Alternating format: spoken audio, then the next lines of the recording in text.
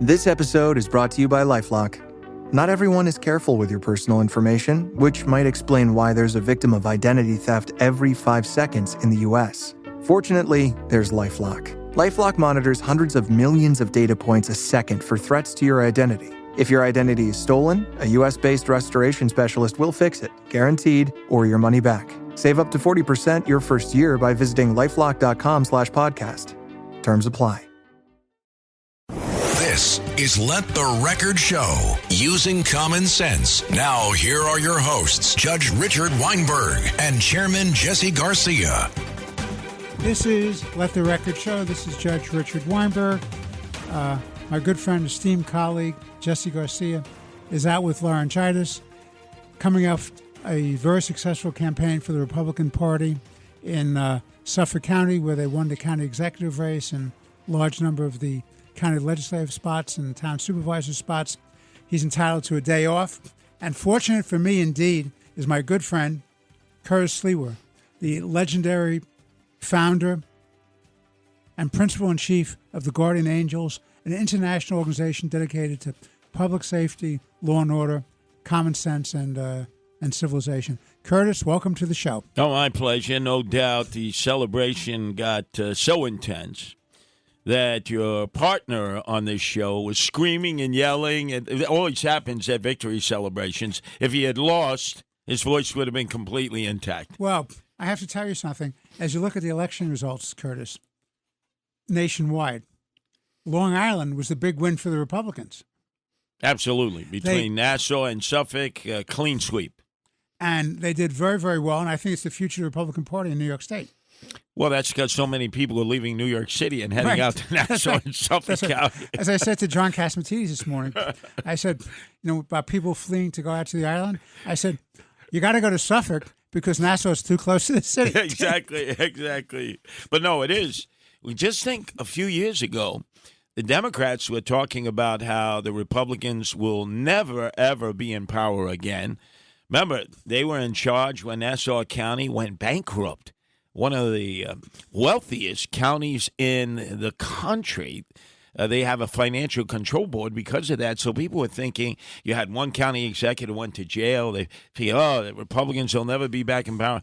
It shows you how the figure eight in politics, you're on top, and then all of a sudden you're on down. And now it's up to the Democrats to try to put Humpty Dumpty back together again. Well, the good news for the Republicans, and I say this as the House Democrat, Curtis, is that you have very good leadership both in the party and elected officials, and Long Island will be a saving grace because, as you know, I stand for a two-party system, checks and balances, and restraints and countervailing voices against the extreme left, which has taken over my party, Curtis. Well, next cycle, regardless of who wins the presidential election, one thing we know, the Democrats will finally win a congressional seat out in Long Island because Tom Suozzi is coming back. He's like Lazarus from the dead. He's saying, I will save the congressional 3rd District in the wake of what George Santos has done to it. So they'll have one Democratic congressman out there. And people forget, Curtis, how important it was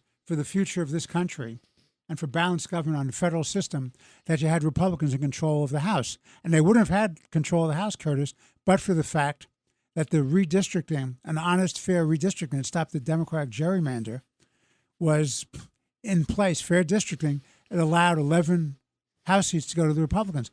The Democrats had it so fixed there was going to be no more than 3 or 4 seats. Yeah, they were. Judge, you saw it. They were so greedy. It was so obvious that they had overextended the lines that Gianaris, who led the charge, used to be a pupil of Peter Vallone Sr., who you worked with for years.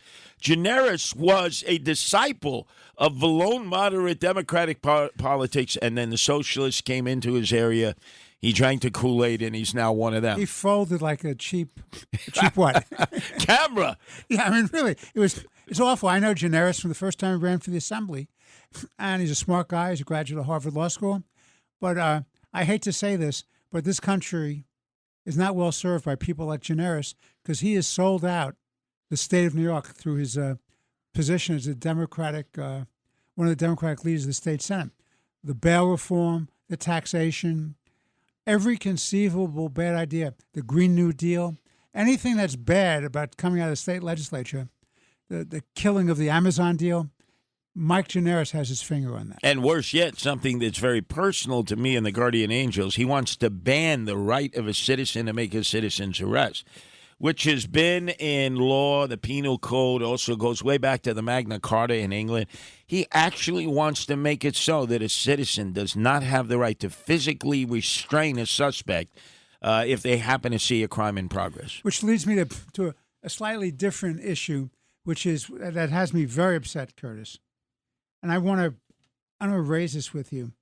What's wrong with the New York State Parole Board where they keep letting out cop killers? They've let out, I think, since 2017, about 38 cop killers. What's that all about? Well, I think this goes back to Andrew Cuomo, who decided that he wanted to right any wrongs of unfair prosecution and incarceration of particularly African Americans. But these particular cases that have come up before the parole board have been rock solid cases. We're not talking about a cop came up and made up a situation. We've seen this happen time and time again. And, the injustice was done. No amount of money that we could ever give that person or their family could ever make up for them having been incarcerated. But none of these cases give an indication that they were wrongfully prosecuted. In fact, in some instances, because they were at war with the cops, whether they were Black Liberation Army members or they were politically motivated to want to go out and kill a cop, they freely acknowledged exactly this is part of our war against the United States. And yet, you're right, they're being turned loose by a parole board again and again and again. Now, I noticed when George Pataki had most of his parole board members on, since he had served for 12 years as governor, we weren't having these kind of situations. But when Andrew Cuomo got elected, it's almost like he scuttled the parole board. And it's almost like what Biden did on the Trump policies. Just because it was somebody else's policies, he was going to repudiate them and reverse them, whether they made sense or not, which is not a good way to govern. It's not in the larger public interest or national security or public safety interest. Yeah, and they shouldn't combine the two different issues. Unfair incarceration, we all acknowledge. Nobody should be in jail for long periods of time who doesn't deserve to be in jail. But these are cop killers. These are cases that people prosecute in an over-the-top way because it does involve law enforcement. So you can pretty much bet every I has been dotted, every T has been crossed. And let me ask you this question. The number 38, doesn't that make your eyes bleed and your head explode? 38 since 2017? All cop killers? We're not talking about everybody else who's let out by a crazy left parole board, a bleeding heart parole board. I'm talking about cop killers. If anybody should get the benefit of the doubt, it's the victim's family, because when you go against cops, what are you going against? You're going against civilization itself, law and order, public safety. Notice the difference, though, Judge, when you were making your bones on the bench and I was growing up in Brooklyn, there were entire times in which cops each year would be killed, 12, 13, 14 or more. It was a war on cops. They had no bulletproof vests. They had no protection. And now with the bulletproof vest, it saves so many lives. How many times there's a situation in which the thug shoots the cop, would normally have killed the cop or impaired the cop, and because the bulletproof vest is on, the cop put his vest on before he went out to work, it saved his life. And in some instances, there's no medical damage done at all. Well, this recent one where they let the guy out, he did about 28 out of a 30-year to life sentence. Not only did he shoot the cop once, the cop identified himself as an off-duty cop, and all the cop was doing was trying to break up a fight at some nightclub. He went over, having shot him once. He then shot him execution style right in the head to take him out. And they let this guy out. You tell me he's rehabilitated? No way. I mean, rehabilitated. What a joke. You know, it's your in-law, as you describe him, our mutual friend, former Governor David Paterson, who's on Katz and Cosby with us on a regular basis. I said to David, you made a mistake, David, when you were governor. You didn't put me on the New York Court of Appeals, the highest appellate court in the state. I said, well, you also made a mistake when you didn't make me your chief counsel because I could have kept you out of trouble. But if you ever become governor again, I want you to appoint me to the parole board. Because if you become governor again, I want to be on the parole board as a voice for sanity and for civilization Judge, and public I safety. used to tell guys that I grew up with in Canarsie, my Italian cousins, I said, would you stop picking on Ira and Lee Rosen? One day, you're going to be before them. They'll be on the parole board, and they'll remember you stole their yarmulke, you flipped it around, you knocked them down to the ground, you took advantage of them. You don't want to do that. Any one of these guys, now I don't know if any of my classmates ever actually ended up on the parole board, but I used to tell that story to them, and they'd say, come on. What do you mean he's going to be on the parole board? I'd say, you never know, Vinny. You never know, Crazy Sal. Wow.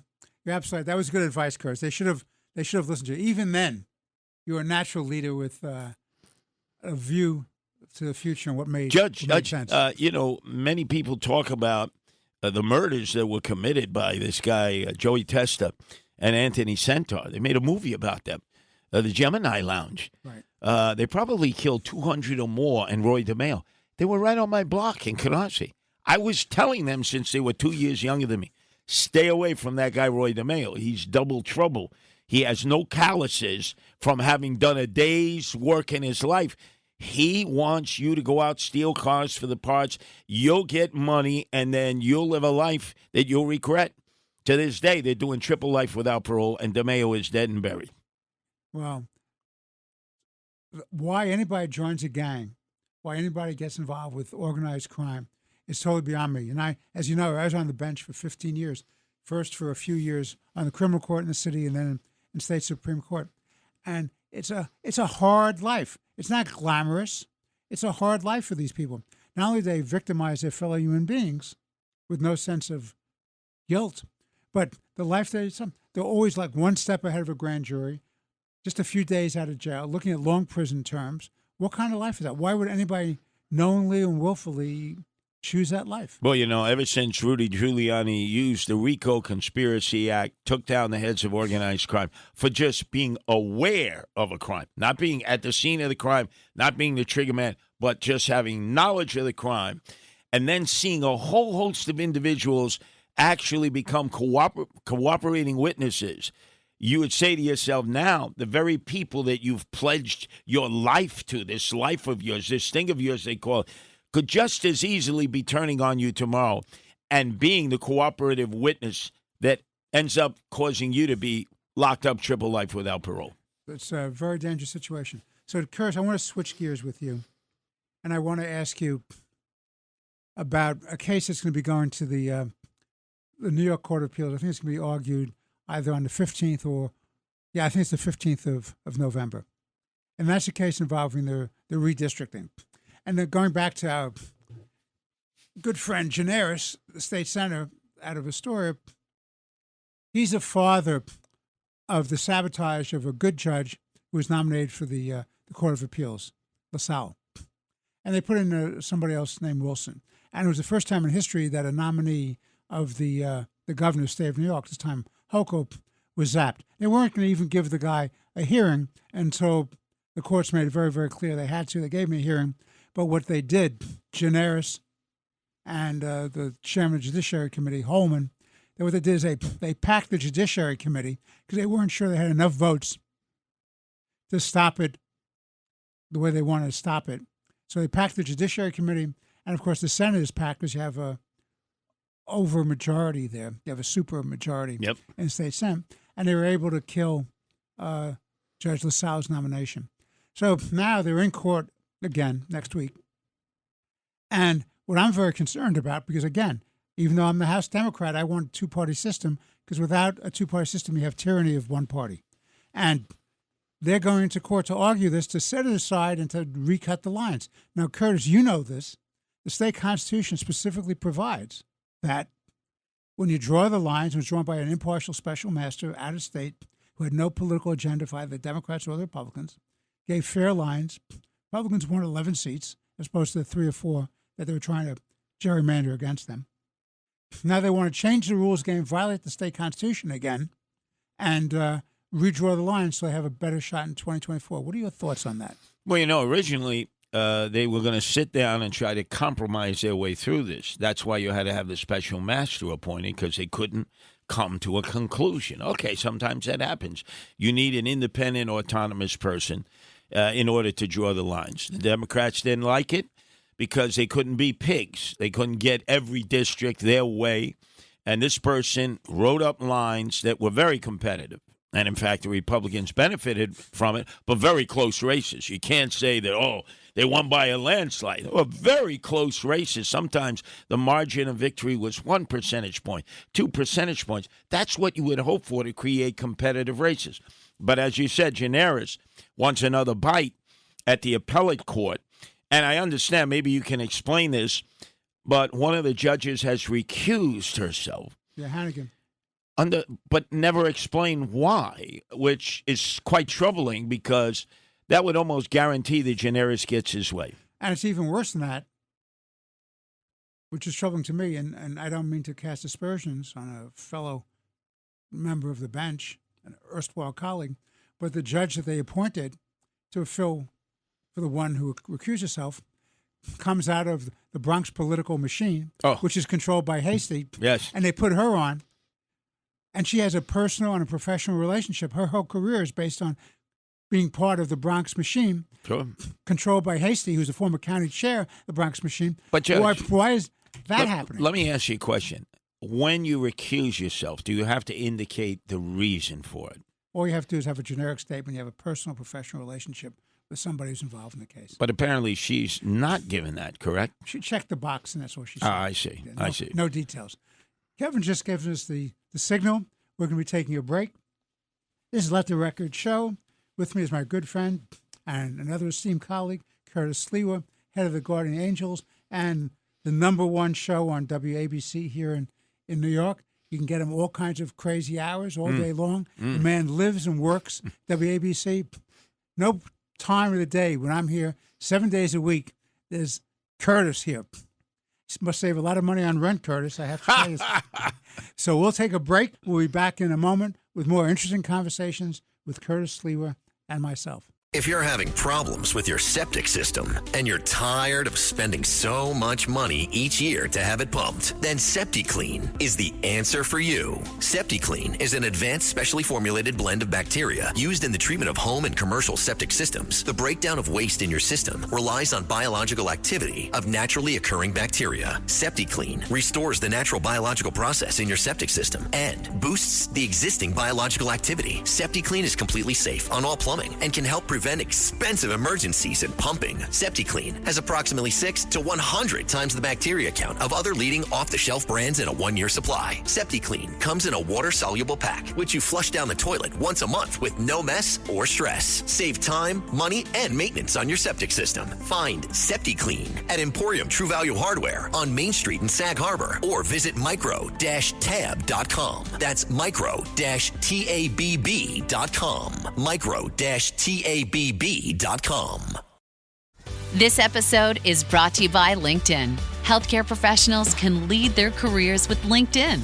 Discover jobs by specialty, preferred shifts, and even desired salary. From mental health therapists to radiology technicians, it's now faster and easier for healthcare professionals to find the right fit. Learn more at linkedin.com/healthcare. Side effects may include faster job placement, improved work-life balance, and increased career satisfaction. This podcast is supported by Progressive, a leader in RV insurance. RVs are for sharing adventures with family, friends, and even your pets. So if you bring your cats and dogs along for the ride, you'll want Progressive RV insurance. They protect your cats and dogs like family by offering up to $1,000 in optional coverage for vet bills in case of an RV accident, making it a great companion for the responsible pet owner who loves to travel. See Progressive's other benefits and more when you quote RV insurance at Progressive.com today. Progressive Casualty Insurance Company and Affiliates. Pet injury is an additional coverage and subject to policy terms.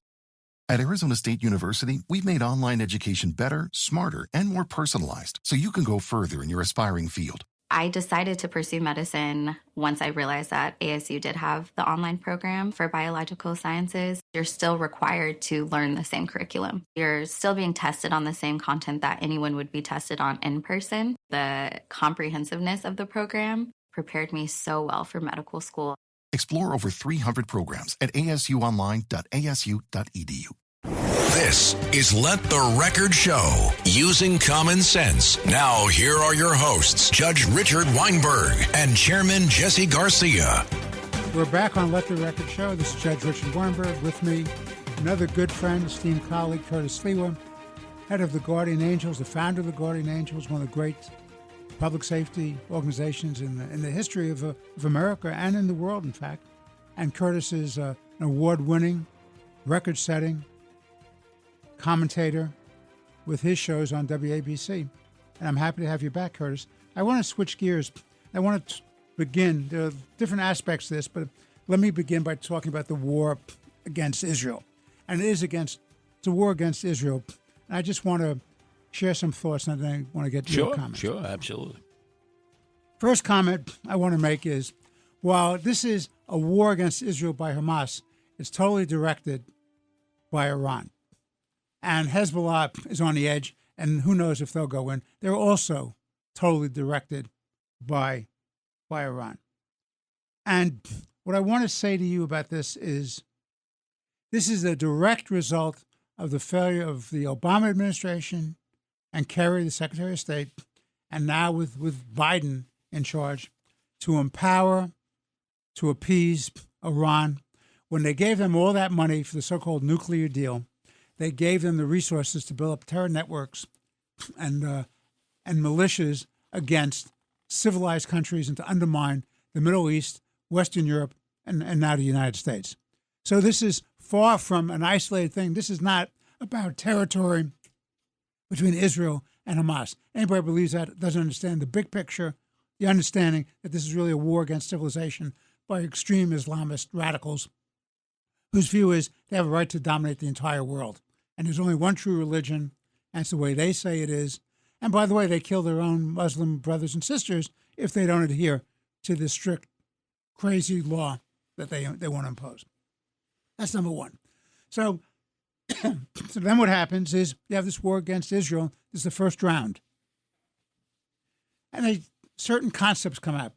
And they start talking about moral equivalency. So the people who went into Israel, who raped women, dragged their naked and bodies across the streets, who kidnapped grandmothers and infants, who literally baked infants in ovens, who put tires around young kids and their family members and set them on fire, who chopped off heads. Somehow that's acceptable, and there's a rationale that this is a war against occupiers and colonialists. First of all, they occupied nothing because the territory was territory held by Hamas, not held by Israel.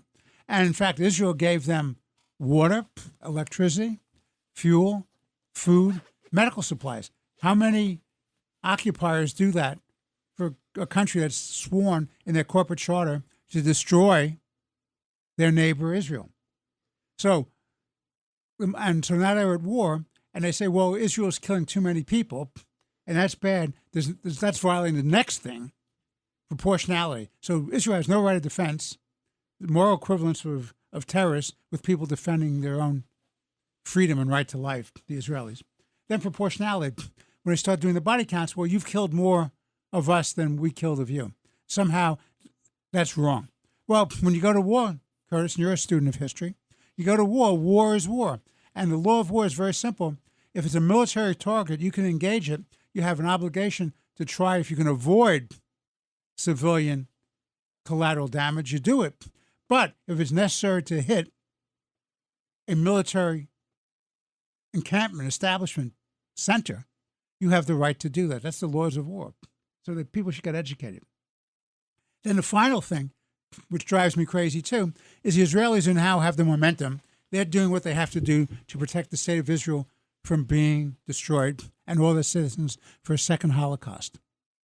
Now, you have to hold it against the Israelis who seem to think they have a right to defend their own lives and not to go into the ovens willingly.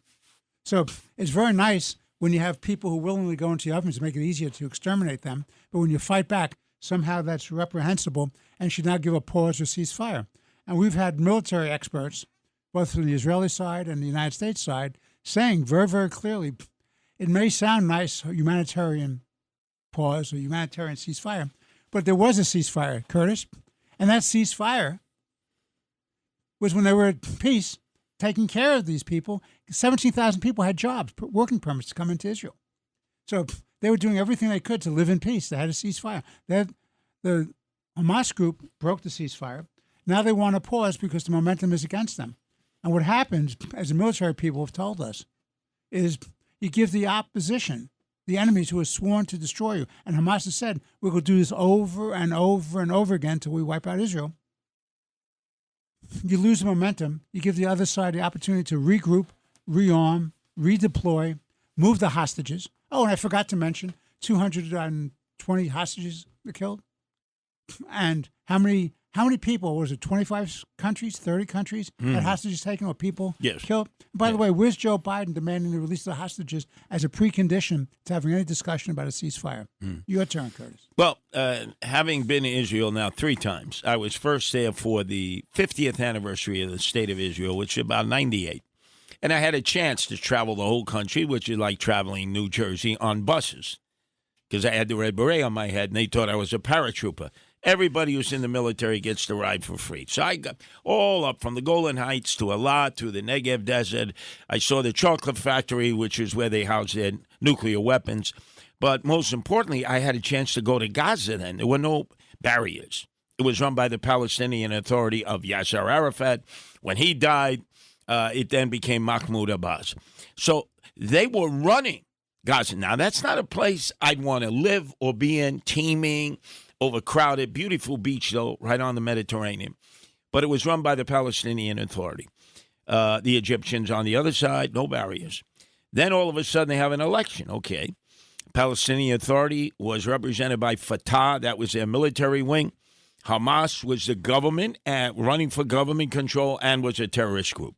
Hamas wins. The people who elected them. They haven't had an election since. They are the government, not just the largest terrorist organization, because you got 3. You got Hamas, Islamic Jihad, and still elements of Fatah. And so you say to yourself, they launched this invasion into southern Israel. They committed pogrom. I immediately said to myself, wait, when I traveled in that area, Judge, everybody carried weapons. I mean, everybody. I didn't find anybody who wasn't carrying a weapon of one type or another. Go into a restaurant, waiter or waitress strapped. Walk in the streets, everybody carrying a weapon. This is in Gaza or in Israel? No, this is in Israel. Okay. I saw everybody carrying a weapon. I think what's happened is they relaxed, just like we relax here in so many ways with Mossad, Shin Bet, looking at them, seeing what they're doing, not carrying their weapons, not protecting themselves. And then that was their 9/11. It's just like what happened to us, their 9/11. So Gaza, in the Gaza, they declare war against Israel. That's war. The next day, Bibi says, okay, we declare war against you. Now it's a full-scale war. Of course you're going to have civilian casualties in a war. What war has there never been civilian casualties in? One of the rare times, remember the Persian Gulf campaign, because it was in the middle of the desert, to liberate Kuwait from Saddam Hussein. Okay, you killed a lot of soldiers, but there weren't a lot of people out there. No, they're going to be civilian casualties. And what Bibi recently said is, oh, you want a timeout? That's basically what Hamas say. Give us a timeout. Give us the hostages. Now we have room to discuss in Qatar with the representatives of Hamas who are living high off the hog over there. They're billionaires. Yeah. But Qatar, it's like the Switzerland of the Persian Gulf, right? Everybody, Taliban has headquarters, Hezbollah has headquarters, you have Islamic Jihad has headquarters. They all have headquarters there. And we have our largest Air Force base in the entire Middle East and Persian Gulf, right in Qatar. That's a strange country, but that's how they operate. And yet they don't want peace. They don't want to return any hostages. So you basically give the Israelis one hand to deal with, because if they don't fight for themselves, nobody else is.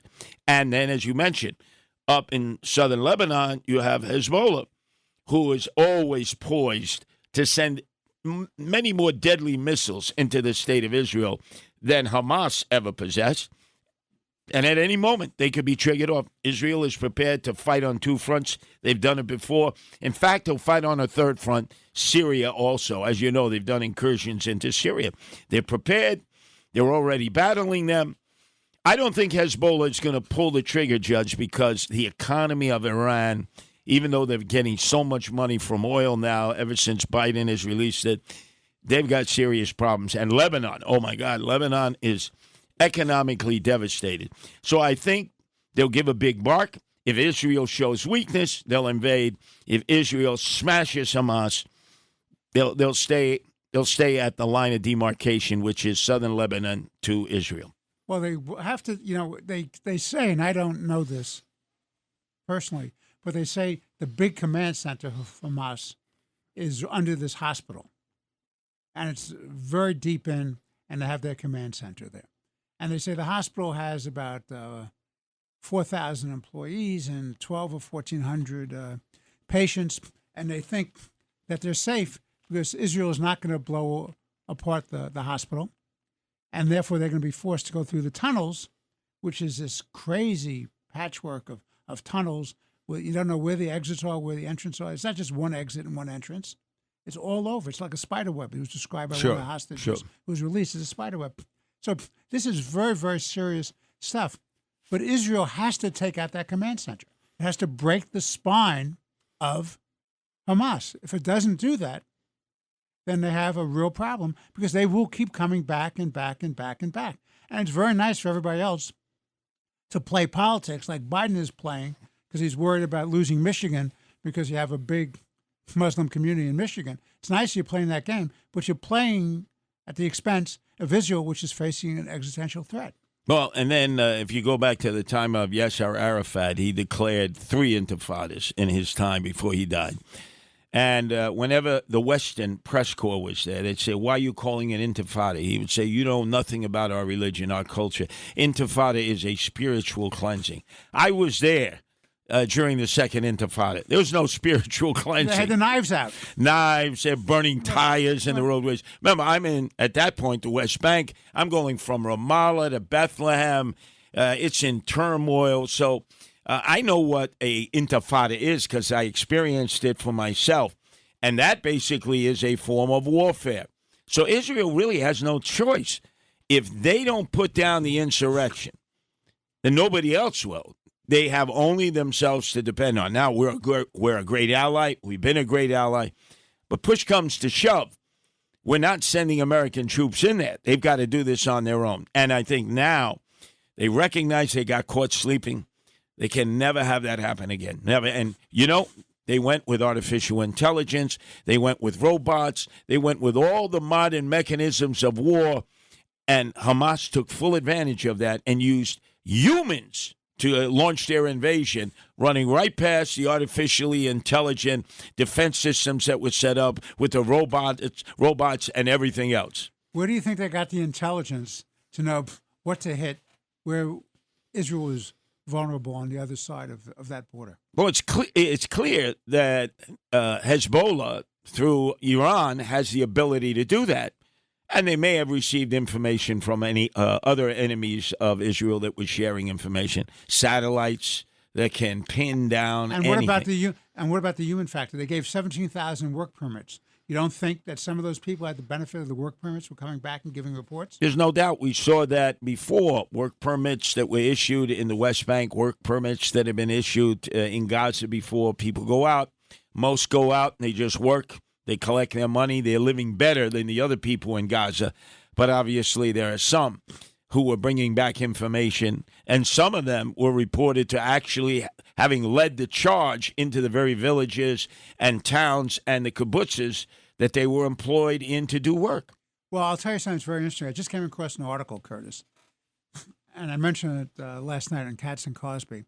But there's a whole doctrine. It all comes out of the Muslim Brotherhood, which fundamentally is like a perpetual war theology. And they believe that nobody who's not part of their religious cult has a right to live, and they have a right to dominate the world and to literally behead anybody who stands in their way. And their trick is to come in, and the term of art I can best describe is what we call false assimilation. In other words, it's a creation of a fifth column where people come in, they pretend they want to assimilate, they pretend they're good citizens, they're decent people, but meanwhile, they're plotting and scheming, just like some of the Germans did in World War II. They created these fifth columns where they were ready to pull the trigger when they were given the word. So you have large numbers of people who came in seemingly good people, but fundamentally never gave up the radical Islamist ideology of world domination and death to the infidels. But we saw that in the playbook of Osama bin Laden and Al-Qaeda. He said, look, you're going to go live in New Jersey, West Patterson. They've changed the name of that community since. You're going to assimilate. You're going to go to bars. You're not going to go to mosques. You're going to drink. You're going to smoke. You'll do whatever Western decadence permits you to do so that nobody will look at you as a guy who's going to mosque and praying 5 times a day. You want to be completely inconspicuous. And they were. And so then when they were ready to strike, nobody had any idea that the very reason that they were here to launch this terrorist attack on America, that to this day we haven't recovered from, because we had never been attacked on our national soil within what we call the mainland. Yes, Hawaii, but I'm talking the mainland. And boy, that struck a blow that woke everybody up. But we're in danger of that happening again with these immigration policies that just leave the borders open. And you see a whole wave, particularly from the North Saharan sub-desert countries where there are active cells of Al-Qaeda and ISIS. Mauritania, which still has slavery. Mali, Senegal, Sudan, Chad. And they will look like terrorists we haven't seen before, because we're all looking for the olive-skinned guy, who's either Persian or he's from Lebanon or he's from Syria. These guys wearing chino pants from Brooks Brothers and blue blazers. Exactly. Right. And they come here, and their goal, in some instances, as they've been paid a lot of money to come here, it costs $18,000 to fly to Mexico City and then work your way up to the border, is basically ingrain yourself, get set, and then when the time is right, we indicate to you it's time to attack. We'll be taking a break. This is Let the Record Show with Curtis Sliwa, the renowned leader of the Guardian Angels, award-winning opinion commentator, a very successful show, the #1 show on WABC Radio. We'll be back in a moment for more interesting conversation. Please stay tuned. This is Let the Record Show, using common sense. Now, here are your hosts, Judge Richard Weinberg and Chairman Jesse Garcia. Welcome back to Let the Record Show. I'm Judge Richard Weinberg. With me, my good friend, wonderful colleague, the very learned, scholarly, and brilliant WABC commentator, Curtis Sliwa, founder of the Guardian Angels. Curtis, I want to switch gears a little bit, and I want to talk about something that's deeply troubling to me. There are 2 topics, and I want to get your thoughts on them. One is what I call the worldwide legitimization of terror. That somehow, if you come up with a narrative that makes you out to be, I'm the oppressed, I'm the victim, boo-hoo, the world is mean to me, I can do whatever I want, which means putting infants in ovens, putting tires around people and setting them afire while they're alive, beheading people, raping women, taking hostages. That's okay because they have a cause, a so-called righteous cause. The other issue related to that, and you've seen this in these massive demonstrations here in Europe, even in Australia, United States, the anti-Semitism, which has come screaming to the surface worldwide. So I want to get your thoughts on those 2 topics. Sure. Well, first, the anti-Semitism, it's always there. I'm a Gentile, and I can tell you it's in our DNA. It's there. It's happened over the centuries. I remember my father, Chester, my grandparents were from Nova Lima near the Czechoslovakian border in Poland. And he told me, quite frankly, he said, look, they rounded up all the Jews, they took them away, and those that were left behind, the Gentiles, took all their property, removed their names from the deeds. It's as if they never existed. And life went on. As if, well, the Jews, they're no good. I mean, you go back to Christopher Columbus when we were taught, who might well have been a Jew from Genoa, Italy. He goes and discovers the New World, right? And all of a sudden, Queen Isabella and King Ferdinand launched the Inquisition. And it's either off with your head or get the hell out of here. And many of them went to Poland, as my father explained, and they became the revenue collectors for the Polish princes. They go into Ukraine, they're collecting the taxes. The Ukrainians go to the Polish princes. They're angry. And the Polish princes, instead of saying, no, you have to pay your fair share, say, oh, it was the Jewish tax collectors. I didn't know they were doing that. Again, a pogrom. So we've seen this over and over. The Crusades on their way to liberate Jerusalem, as they always talked about it. Who did they practice on? The Jews, by launching pogroms. History is replete with instances where Jews are always blamed for whatever you want to attach to them. Small population. Obviously, they worked hard, very influential. They've had to survive. So now their success generates a lot of jealousy. We're beginning to see that happen to Asians in America. Remember, they were getting attacked for a period of time. That's exactly right. Exactly, because they were high achievers. And we're going to continue to see that, except I have seen it historically, century after century. We see that the Jews are targeted, and even though this generation supposedly is more enlightened, more knowledgeable, they respect gender identification, sexual choices. Meantime, they'll show up at a demonstration. They'll put the keffiyeh on. They'll be wearing a Free Palestine button, and they won't pull out their gay liberation flag or their transgender flag or announce any of that because they recognize, oh, but I would be offending them. What do you mean you're offending them? Your lifestyle is not tolerated in the Middle East and Persian Gulf. They would kill you. Kill you? The only place, and in fact, if you're aware of what happens in the Middle East and Persian Gulf, when somebody is a gay or a lesbian and they may well be killed, they try to flee and seek sanctuary. Israel. Asylum seekers, they go to Israel. Right, in Israel. Right. Where they'll be in Tel Aviv. They have gay pride parades. They have gay liberation flags. I was there. I saw that. It's the only place in the Middle East and the Persian Gulf where there is a tolerant attitude towards diversity. Certainly not in the Middle East and Persian Gulf. So imagine, you're supporting these folks that you call liberational fighters, martyrs, but if you would actually reveal to them what your inclinations are, they'd want to chop your head off. What about the feminists? It's okay to use rape as a way of war?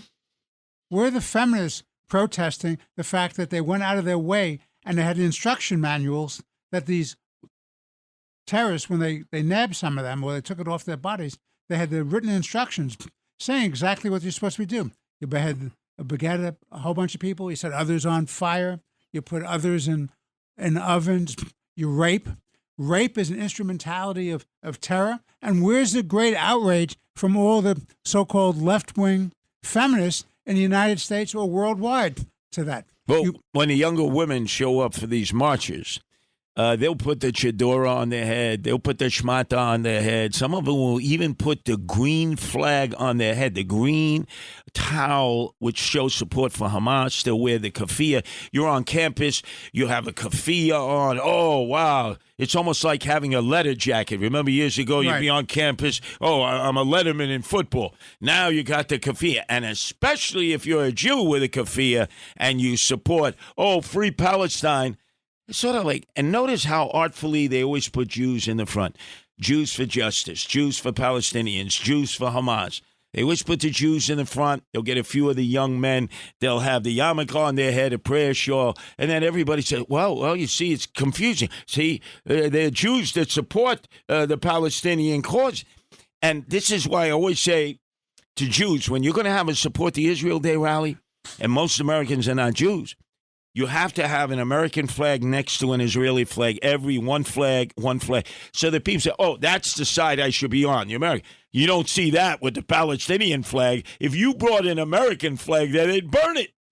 That's the difference optically for an American to be able to determine whose side should I be on. The Ukrainians made that mistake when they initially had their demonstrations in Times Square, all Ukrainian flags. Tourists are passing by. Say, what is that? You have American flags there with Ukrainian. Oh, that's our side. If you don't battle optically You lose the PR war, then you lose it to a generation of youngsters who easily can become instant jello pudding pot pie anti-Semites. Well, which goes back to the other point, which is this legitimization of terror, the worldwide legitimization of terror is acceptable. If you have the narrative, you can do whatever the hell you want. Where does this come from? This comes from our universities. And the universities are populated by these Middle Eastern studies. Well, I actually was asked to come up to Concordia College in Montreal, where the Jewish students were like under verbal assault at that time by Palestinian students and their supporters. They wanted a Gentile to come up to them and speak to them about what they could do because the university was not backing them up. And as soon as I was talking to the group of Jewish kids, the Palestinian supporters came in. And we had a nice, spirited conversation. It didn't get out of hand. Everybody was able to air their differences. But now you could never do that. There'd be fights. There'd be battles. McGill University wanted to reach out to me and bring me on campus. At McGill, they said, no, we're not bringing him on campus. It will inflame our Palestinian supporters. What do you mean inflame? I never went to college. I thought the whole idea of college was you have discourse about different ideas and you agree to disagree. I got to tell you, I used to debate Timothy Leary in the drugs versus feds debate, right? I remember that. Well, I only had 4 supporters, and he had 4,000 supporters, but at least nobody threatened me. They listened to me. They booed me.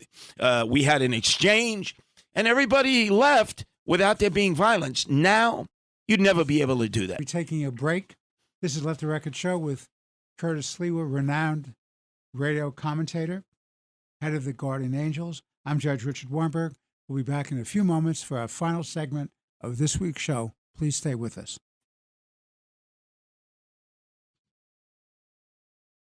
This is Let the Record Show, using common sense. Now, here are your hosts, Judge Richard Weinberg and Chairman Jesse Garcia. We're back on Let the Record Show. I'm Judge Richard Weinberg with esteemed political commentator, founder of the Guardian Angels, renowned WABC radio talk show host, Curtis Sliwa. So, Curtis, for our final segment, I want to raise the following topics to get your thoughts. Number one, I want to say to you, I believe that we have the failure of Obama and Biden to protect American Western civilization. They don't understand the threat. The goal is very, very clear if you read the political tracts of their leaders, as well as some of the religious texts of their learned religious leaders. They want world domination. It's a never-ending fight until they prevail. And we've never understood that as Americans. Our leaders are fools, and I include Obama and Biden. Obama's recent commentaries, there's a lot of blame to go around. The blame starts with you, Mr. President, by empowering Iran when it was on its knees.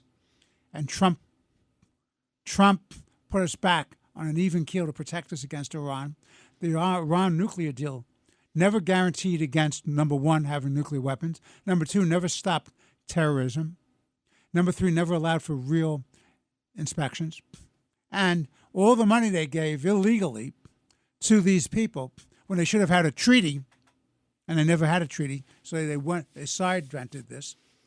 All that money went to building up their terrorist networks. So that's one issue. Another issue is, I hope I'm wrong. God, I hope I'm wrong, Curtis. But I think terrorism is becoming to a place near us because this border crisis is escalating. Next thing, I think that means we have to really rethink our border policies about who we're letting into this country. And then finally, it's all connected because of all these things, Curtis. The axis of evil, which is Iran, China, Russia, Cuba, Venezuela, North Korea, they're getting stronger. Western civilization, America's getting weaker. The Pax Americana, which kept peace since World War II, is falling apart. What do you say? Well, let's look at the border first. There is a strategy to let in millions of illegal aliens who immediately upon crossing the border say, asylum seeker. They know 2 words in English, asylum seeker. We know that 90% of them if they ever show up to court, will be sent back because they don't meet the definition of asylum seeker. Now, why would the Democrats continue to encourage them to come across the border? Well, we look at we'll call it the Petri dish of New York City. We saw that there was a law passed by City Council, signed by Eric Adams, that would allow people with work visas and green cards to be able to vote in municipal elections. So if you, within 30 days, had a permit to work, according to their own legislation, you would be able to vote in a municipal election, not a state election or federal election. Thankfully, the Republicans went to court. They were able to get a stay on that, still in the appeal process, and knowing how the appeal structure is now in New York State, they might end up ultimately winning and then have to go, the Republicans would have to take it to the United States Supreme Court. But it's that 30-day. If you are able to get a permit to work within 30 days, you could be entitled to vote. Now think of that. How could a Republican ever again win an election when these people who've come here to this land that they never thought they'd be able to enter, and they're going to be thankful to the Democrats that Papachulo is Joe Biden, Eric Adams, whoever else paved the way, Kathy Hochul. And they'll vote Democrat, and they'll tell their children and grandchildren, because of these people who have their pictures on the wall, we're here in America today. That's number one.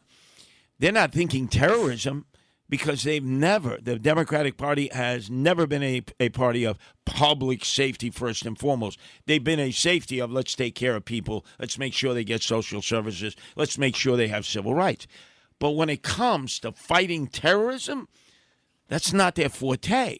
So they're not even thinking terrorists are going to come across the border. Doesn't matter how many times we learned 93, the attack of the World Trade Center, the successful one, 9/11, which they almost accomplished everything that they had set out to do, and what we know is a future attack. They're not even thinking of that. They won't even let local law enforcement work with ICE. That's exactly right. How shameful is that? Yeah, created in the aftermath of 9/11, 2003, simply to be able to work with local law enforcement, the courts, prosecutors, state troopers, because they have access to information that local law enforcement and the criminal justice system wouldn't have. And because we call ourselves a sanctuary city and sanctuary state, there's no law to that effect. No, in fact, it's against the law. There's no such thing as a sanctuary city. There's no such thing as a sanctuary state. There's an obligation of the cities and states to cooperate with federal immigration authorities and abide by the law. Because it's the most ridiculous thing I've ever heard of. We're saying the feds are responsible for the border. They are. But they also have the federal law enforcement agency that deals with border issues, ICE. And I'm going to start an initiative in referendum, New York City. Next year, it's the presidential election. Have it on the ballot. A lot of people vote in presidential elections to remove the term sanctuary city. Let's put it before New York City residents. Do we want to be called a sanctuary city or not? Let the people decide. Because right now, the politicians are never going to change something that could easily be changed by just saying, we're no longer a sanctuary city and sanctuary state. And then they act like, well, because we have to provide all these basic amenities. We don't. There's nothing that suggests that we have to do that. So naturally, you give a golden opportunity to terrorists to sneak in, set up a sleeper cell, and attack us. And I haven't heard a Democrat in elective office be able to give the argument of why that's not so. Because they don't even check you when you come across at the border. When you apply here at the Roosevelt Hotel in New York City to be outsourced to whether it's a tent or Holiday Inn, wherever it is they don't check any paperwork. When you go to these shelters, they don't have metal detectors. They don't wand you like they would at a normal shelter for Americans. They don't check you for alcohol, drugs. They don't search your private items. Boy, this is like terrorist heaven. Of course. It's the most ridiculous thing in the world. If you and I try to go down and get on a plane, go down to Florida, they would wand us. They'd make us take our belt off, our shoes off. Yeah, they just walk through the border. And I am telling you, the large numbers of people coming from all over the world, including China. I mean, my God, China, they just picked up 19 Chinese able-bodied men. They're not coming here with their families. They're not looking for a better life. They're not asylum seekers within the meaning of the law where they're being penalized for their political views. It's ridiculous. And yet, you and I have to take the belts and the shoes off when we get on the plane, Curtis. And these people walk in. You want to tell me where all these able-bodied people come in? Who's paying the $18,000 for them? I'll tell you who's paying for them. All the money that Obama and Biden have given these people. And let me just say this to you, which makes my eyes bleed and my head explode. Why did we ever get an idea that giving $6 billion for hostages was a good idea? Where does that come from? Yeah. Well, also, look. Well, Curtis, this has been a great show. I want to thank you very, very much for coming down the hall, dropping in, sharing the mic with me today. You're a man of courage, of dignity, of intellect, and it's been wonderful having you with me on Let the Record Show. I look forward to speaking to our listeners next week, and thank you very much for being here again. Judge, let me tell you, you let me talk. In family court and in criminal court, the judge always said, Mr. Sliwa, I'll do the talking. Shut up and listen. Well, if you would appear before me in criminal court or Supreme Court, I would have let you do the talking. If you're having problems with your septic system and you're tired of spending so much money each year to have it pumped, then SeptiClean is the answer for you. SeptiClean is an advanced specially formulated blend of bacteria used in the treatment of home and commercial septic systems. The breakdown of waste in your system relies on biological activity of naturally occurring bacteria. SeptiClean restores the natural biological process in your septic system and boosts the existing biological activity. SeptiClean is completely safe on all plumbing and can help prevent expensive emergencies in pumping. SeptiClean has approximately 6 to 100 times the bacteria count of other leading off-the-shelf brands in a 1-year supply. SeptiClean comes in a water-soluble pack, which you flush down the toilet once a month with no mess or stress. Save time, money, and maintenance on your septic system. Find SeptiClean at Emporium True Value Hardware on Main Street in Sag Harbor or visit micro-tab.com. That's micro-tabb.com. Micro-tabb.com.